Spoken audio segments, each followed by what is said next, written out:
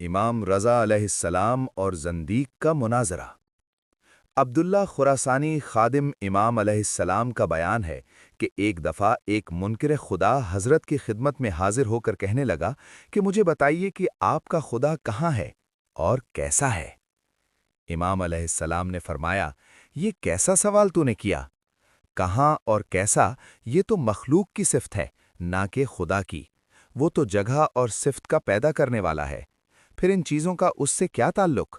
وہ ایسی ذات نہیں کہ حواس خمسہ سے اس کا ادراک کیا جا سکے، اور کسی شے پر اس کا قیاس بھی نہیں کیا جا سکتا۔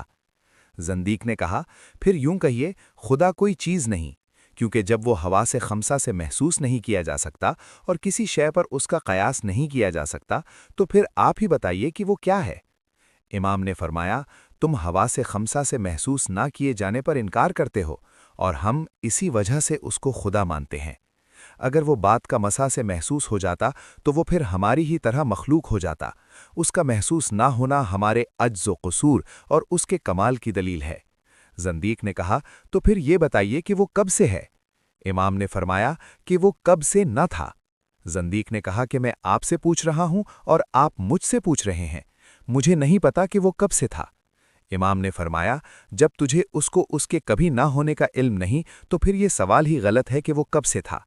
زندیق نے کہا، پہلے تو یہ بتائیے کہ اس کے موجود ہونے کی کیا دلیل ہے؟ امام نے فرمایا کہ 1000 دلیلیں۔ اگر اپنے جسم پر ہی غور کر لیا جائے، ہم اس کے طول و عرض اور کمی بیشی کسی چیز پر بھی قابو نہیں پا سکتے۔ اس کے نفع اور ضرر میں کوئی قدرت نہیں رکھتے، جس سے یہ بات سمجھ میں آتی ہے کہ اس کو بنانے والا کوئی اور ہے۔ علاوہ اس کے آسمانوں کا گردش کرنا اور بادلوں کا پیدا ہونا، ہواؤں کا چلنا اور چاند سورج کا ایک مدار میں چلنا اور اپنی اپنی مقررہ حرکت کے مطابق ہمیشہ متحرک رہنا وغیرہ وغیرہ، کیا یہ سب چیزیں کسی حکیم کے ہونے کی دلیل نہیں؟ زندیق نے کہا، اگر وہ ہے تو پھر آنکھ سے دکھائی کیوں نہیں دیتا؟